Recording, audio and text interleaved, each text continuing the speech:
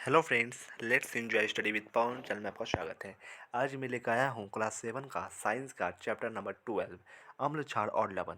देखिए, मैं इस वीडियो में केवल उन्हीं पॉइंट्स को हाईलाइट करके बताने जा रहा हूँ जो केवल किसी भी कॉम्पिटिटिव एग्जाम के पर्सपेक्टिव से बहुत ही ज़्यादा इंपॉर्टेंट होने वाला है आप लोगों के लिए। चाहे वो बीपीएससी ट्री का एग्जाम हो, रेलवे का एग्जाम हो, बीएसएससी का एग्जाम हो या कोई भी अदर कॉम्पिटिटिव एग्जाम हो, उसके लिए काफ़ी ज़्यादा हेल्पफुल होने वाला है। तो ये स्टार्ट करते हैं अपनी इस वीडियो को। देखिए, मैं इस वीडियो में केवल हाईलाइट पॉइंट को ही पढ़ूंगा। जैसे पहला इंपॉर्टेंट पॉइंट है कि अम्लीयता और क्षारीयता की जांच लिटमस पत्र के रंग में परिवर्तन के आधार पर की जाती है। अम्ल नीले लिटमस पत्र को लाल कर देता है और क्षार जो है वो लाल लिटमस पत्र को नीला कर देता है। फिर नेक्स्ट, वैसे विलयन जिनका नीले और लाल लिटमस पत्र पर कोई प्रभाव नहीं पड़ता है उन्हें उदासीन विलयन कहते हैं।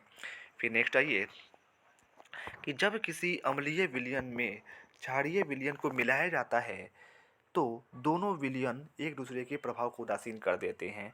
नेक्स्ट पॉइंट, अम्ल और क्षार को एक निश्चित मात्रा में आपस में मिलाने पर विलयन की प्रकृति न तो अम्लीय रहती है और न ही क्षारीय। इस प्रक्रिया को उदासीनीकरण कहते हैं। यह एक रासायनिक रासायनिक परिवर्तन है क्योंकि इसमें एक नया पदार्थ बनता है। फिर नेक्स्ट पॉइंट आइए, उदासीनीकरण अभिक्रिया में सदैव ऊष्मा निकलती है जिससे मिश्रण का ताप बढ़ जाता है। इस अभिक्रिया में नया पदार्थ बनता है जो लवण कहलाता है।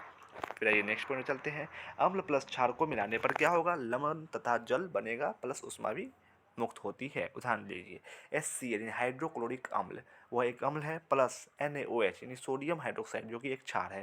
जब हम इसको मिक्स करेंगे तो NaCl प्रोडक्ट बनेगा यानी सोडियम क्लोराइड, प्लस H2O भी निकलेगा जल, प्लस ऊष्मा भी रिलीज होगा। फिर नेक्स्ट नोट पढ़िए कि सभी उदासीन विलयन लवण के विलयन नहीं होते हैं। सभी उदासीन विलयन लवण के विलयन नहीं होते, यानी प्रत्येक रिएक्शन में क्या होता है कि लवण हमेशा नहीं बनता लेकिन ज़्यादातर लवण बनते हैं। फिर नेक्स्ट पॉइंट है, ऐसा पदार्थ जिसके द्वारा किसी पदार्थ के अम्लीय एवं क्षारीय होने की जांच की जाती है उसे सूचक कहते हैं, इंडिकेटर कहते हैं।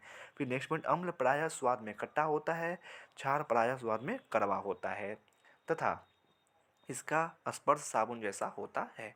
फिर नेक्स्ट पॉइंट है, गुड़हल एवं बेशरम की पंखुड़ियों का रंग प्राकृतिक सूचक होते हैं। उदासीन विलयनों का सूचक पर कोई प्रभाव नहीं होता है।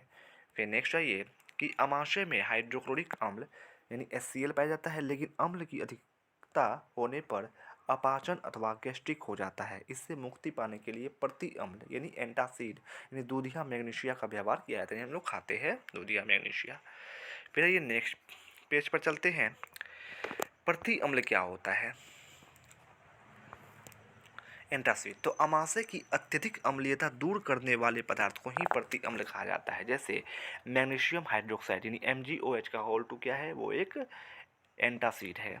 चींटी के डंक के अम्लीय प्रभाव को नमी युक्त सुखाने का सोडा यानी सोडियम हाइड्रोजन कार्बोनेट अथवा वेल्केकाइक जिंक कार्बोनेट विलयन मिलाकर उदासीन किया जा सकता है जिसके कारण त्वचा के जलन समाप्त हो जाते हैं। यानी जब चींटी डंक मारती है तो हम सोडियम हाइड्रोजन कार्बोनेट या फिर वेलेकाइक जिंक कार्बोनेट विलयन मिलाकर उदासीन किया जा सकता है उस फॉर्मिक एसिड को, तो हमको मतलब दर्द नहीं करेगा। फिर नेक्स्ट आइए, अम्लीय मिट्टी में कली चूना यानी कैल्शियम ऑक्साइड अथवा बूझा हुआ चूना यानी कैल्शियम हाइड्रोक्साइड जैसे क्षारों की उचित मात्रा डालकर तथा क्षारीय मिट्टी में जैव पदार्थ डालकर क्रमशः अम्लीयता एवं क्षारीयता को उदासीन किया जा सकता है। फिर ये प्रमुख पारिभाषिक शब्द है कुछ।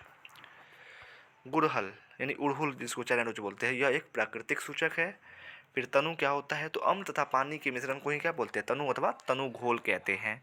कली चूना क्विक लाइम क्या होता है? कैल्शियम ऑक्साइड को ही कली चूना कहते हैं। पूछ रहा है कली चूना का केमिकल फॉर्मूला क्या होता है? तो CaO। बूझा चूना यानी कैल्शियम हाइड्रोक्साइड यानी सिलेक्ट लाइम, इसका फॉर्मूला क्या होता है? CaOH का होल 2। ठीक है, फिर ये नेक्स्ट पेज पे चलते हैं। यहाँ देखिए रिक्त स्थानों की पूर्ति करना है। पहला क्वेश्चन, अम्ल नीले लिटमस पत्र को डैश कर देता है, तो अम्ल नीले लिटमस पत्र को लाल कर देता है। दूसरा क्वेश्चन, अम्ल का स्वाद डैश और क्षार का स्वाद डैश होता है, तो अम्ल का स्वाद खट्टा तथा क्षार का स्वाद कड़वा होता है। तीसरा क्वेश्चन, उदासीनीकरण अभिक्रिया में डैश और डैश बनते हैं। उदासीनीकरण अभिक्रिया में लवण तथा जल बनते हैं। चौथा, हल्दी पत्र पर खड़िया पाउडर का घोल डालने से इसका रंग डैश हो जाता है, तो हल्दी पत्र पर खड़िया पाउडर का घोल डालने से यह लाल हो जाता है, इसका रंग लाल हो जाता है। फिर नीला तोता यानी कॉपर सल्फेट को ही हम लोग क्या बोलते हैं, नीला तोता, यानी CuSO4 होता है नीला तोता का रासायनिक फॉर्मूला यानी केमिकल फॉर्मूला। एक डैश है तो एक विलियन है। फिर ये मिलान कीजिए। फिनोफ्थलीन, फिनोफ्थलीन का वन क्या हो जाएगा C यानी सूचक है वो एक। अंगूर दो क्या हो जाएगा D यानी टार्ट्रिक अम्ल पाया जाता है अंगूर में। कई बार परीक्षाओं में पूछा है अंगूर में कौन सा अम्ल होता है, तो टार्ट्रिक अम्ल होता है। तीसरा कली चूना, 3 का E हो जाएगा यानी क्षार है वो। लाल चींटी, 4 का क्या हो जाएगा A यानी फॉर्मिक एसिड, यानी लाल चींटी के डंक मारने से कौन सा एसिड हमारे शरीर में प्रवेश करता है, तो फॉर्मिक एसिड। फिर 5वां वाटर कलर, 5 का क्या हो जाएगा P यानी उदासीन होता है। वाटर क्या होता है, उदासीन होता है। फिर ये अम्ल और एसिड में कुछ अंतर है, देख लीजिए। अम्ल धातु से प्रतिक्रिया कर लवण और हाइड्रोजन गैस बनाते हैं, और क्षार सिर्फ ZnAl और SN से प्रतिक्रिया करके लवण और हाइड्रोजन गैस बनाते हैं। फिर आइए नीचे चौथा पॉइंट पे, अम्ल तेल के साथ अभिक्रिया नहीं करते हैं, लेकिन क्षार तेल के साथ अभिक्रिया कर साबुन बनाते हैं। फिर है अम्ल फिनोक्तिलीन के घोल का रंग नहीं बदलते हैं, लेकिन क्षार जो है फिनोक्तिलीन के घोल का गुलाबी कर देता है। फिर इसका स्पर्श साबुन जैसा नहीं होता है, लेकिन क्षार का जो स्पर्श साबुन जैसा ही होता है। 5वां मतलब सॉरी 7वां, अम्ल कार्बोनेट या बाइकार्बोनेट के साथ अभिक्रिया करते हैं। फिर क्षार जो है कार्बोनेट तथा बाइकार्बोनेट के साथ अभिक्रिया नहीं करते हैं। नीचे नहीं है, फिर नेक्स्ट पैराग्राफ पे चलते आइए। चींटी जब काटती है तो त्वचा में अम्लीय द्रव्य यानी फॉर्मिक अम्ल चला जाता है, जिससे त्वचा में जलन पैदा होती है और हम कष्ट का अनुभव करते हैं।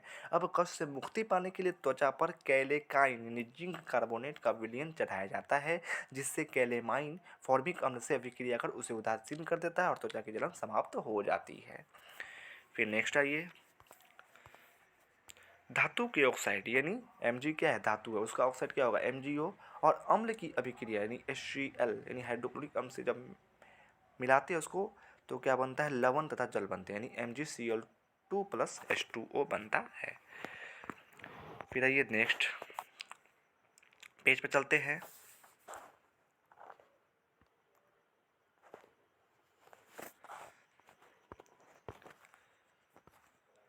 नींबू के रस का हल्दी पत्र पर क्या प्रभाव पड़ता है, तो नींबू के रस का हल्दी पत्र पर कोई प्रभाव नहीं पड़ता है। फिर दही में कौन सा अम्ल पाया जाता है, दही में लैक्टिक अम्ल पाया जाता है, कई सारे परीक्षाओं में पूछा गया क्वेश्चन है ये। फिर जब विलयन क्षारीय होता है तब फिनोफ्थलीन कैसा रंग देता है, तो जब विलयन क्षारीय होता है तब फिनोफ्थलीन जो है गुलाबी रंग देता है, अभी आपने देखा। 9वां क्वेश्चन, जब विलयन अम्लीय होता है तब फिनोफ्थलीन कैसा रंग देता है, तो जब विलयन अम्लीय होता है तब फिनोफ्थलीन पर कोई असर नहीं पड़ता है, इसलिए वो रंगहीन होता है। फिर नीचे आइए, अमाशय में अम्ल की अधिकता से कौन सा रोग होता है, तो अमाशय में अम्ल की अधिकता से अपाचन यानी गैस्ट्रिक रोग हो जाता है। फिर प्रति अम्ल किसे कहते हैं, तो अमाशय की अत्यधिक अम्लीयता को दूर करने वाले पदार्थ को ही प्रति अम्ल कहते हैं। 13वां क्वेश्चन, मधुमक्खी के डंक में कौन सा अम्ल पाया जाता है, तो मधुमक्खी के डंक में फॉर्मिक अम्ल पाया जाता है।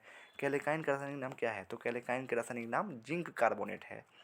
फिर खाने वाले सोडा का रासायनिक नाम क्या है, तो खाने वाले सोडा का रासायनिक नाम सोडियम हाइड्रोजन कार्बोनेट है। कई सारे परीक्षा में पूछा हुआ क्वेश्चन ये भी। 16वां क्वेश्चन, अम्लीय मिट्टी की अम्लीयता किन पदार्थों के प्रयोग से दूर की जा सकती है, तो अम्लीय मिट्टी की अम्लीयता कली चूना या बूझा चूना के प्रयोग से दूर की जा सकती है। फिर आइए नेक्स्ट पैराग्राफ पे चलते हैं।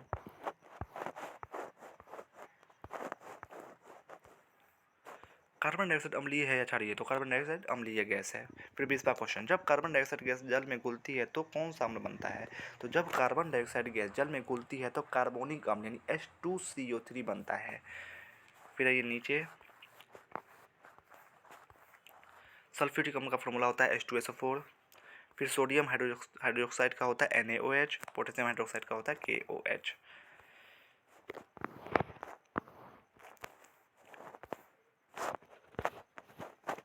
फिर आइए यहाँ देखिए, कॉपर सल्फेट का फॉर्मूला क्या होता है, chemical formula CuSO4। Zinc chloride का होता है ZnCl2। फिर है पोटेशियम सल्फेट का होता है K2SO4। फिर सोडियम क्लोराइड का होता है NaCl। फिर ये नीचे है, यहाँ वस्तुनिष्ठ प्रश्न देखिए। नीलत होता है, क्या है नीलत होता है, कॉपर सल्फेट है। फिर खाने वाला सोडा है, सोडियम बाइकार्बोनेट है। फिर अपमार्जक की प्रकृति होती है, क्षारीय होती है। एंटासिड है, दूधिया मैग्नीशियम। फिर है 5वां, चींटी के रंग में पाया जाता है, फॉर्मिक अम्ल पाया जाता है। छठा क्वेश्चन, दांतों का क्षय होता है, अम्ल से होता है। मिल्क ऑफ मैग्नीशिया का उपयोग होता है, तो एंटासिड प्रति अम्ल के रूप में। चलिए नेक्स्ट पेज पे चलते हैं। खड़ी साधनों की पूर्ति करना है। अम्ल स्वाद में डैश होता है, तो अम्ल स्वाद में खट्टा होता है। क्षार स्वाद में डैश होता है, क्षार स्वाद में तीखा होता है। सिरका में अम्ल डैश अम्ल तथा नींबू में डैश अम्ल पाया जाता है। सिरका में एसिटिक अम्ल तथा नींबू में साइट्रिक अम्ल पाया जाता है। कई सारी परीक्षाओं में ये भी पूछा हुआ क्वेश्चन है।